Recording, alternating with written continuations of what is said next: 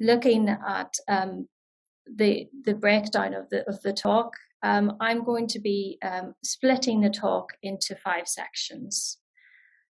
So the first of these is why defendants seek permission to obtain genetic evidence, and it is usually the defendant who makes the application. Second issue I've touched on already briefly. What's the issue? Why is the court cautious about granting defendants permission for genetics evidence? 3, how the court decides if genetic evidence should be permitted.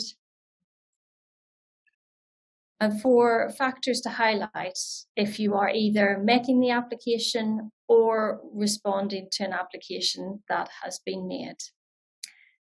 And then the 5th final topic is looking at a worked example, a suggested approach from one of my own cases.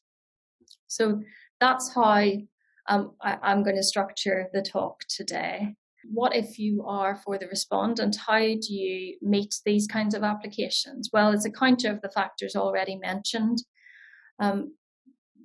Pointed out that the likelihood of the test supporting the defendant's case on causation is uncertain.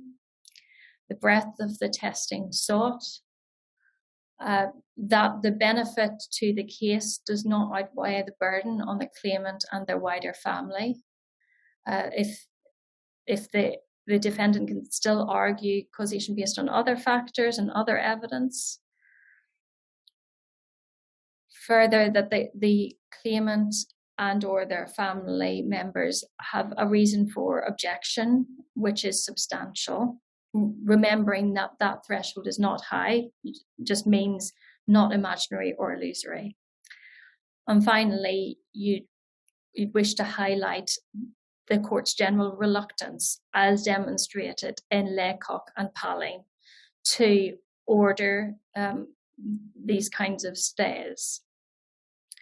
And Laycock, of course, was a first instance decision which was upheld by the Court of Appeal. So you've got the imprimatur of the Court of Appeal in Laycock.